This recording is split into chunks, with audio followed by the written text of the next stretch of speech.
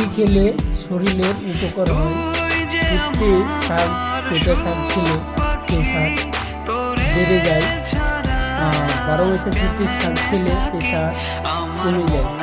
আর এই শাকটা খেলে প্রেশার বাড়েও না কিংবা কমেও না, শরীরের পক্ষে ভালো হয়। বিভিন্ন রকমের শাক আছে, শরীরের পক্ষে ভালো হয়। বেড়ে যায়। আর তিতো খেলে কিডনি মারা যায়। ঠিক তেমনই ছেলেরা যদি প্রেম করে তো কষ্ট ভোগ করতে হয়। ছেলে মেয়ে যেই প্রেম করুক না কেন, কষ্ট অবশ্যই ভোগ করতে হয়। কারণ তিতো খেলে যেমনি কষ্টতে কিডনি মারা যায়। মানুষ ছেলে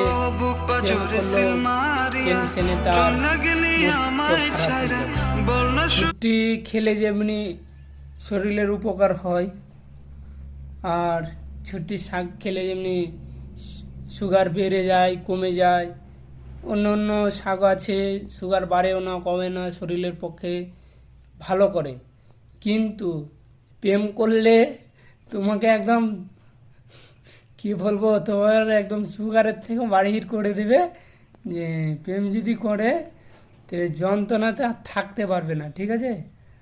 আর বিয়ে করলে তো জ্বলান পুরাণ, মানে শান্তি, কোনো সময় শান্তি আছে, কোনো সময় নাই।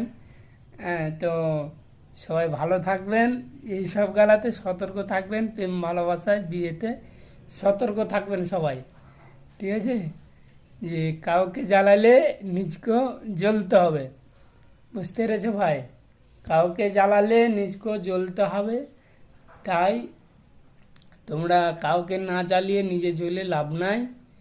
নিজের সাহসী থাকো এবং নিজের মতে থাকো এবং ভালো থাকো, সুস্থ থাকুন। প্রেম ভালোবাসা কেউ মাথায় তুলবেন না। আর যদিও তুলতে হয়, পরে ভিডিওতে আমি বলে দেবো প্রেম ভালোবাসা করতে হলে কীভাবে করতে হয়, ঠিক বলে দেবো। নর্মাল কাঁচা হয়ে করে লাভ হবে না, বুঝতে পেরেছো। Hi, it's a vent.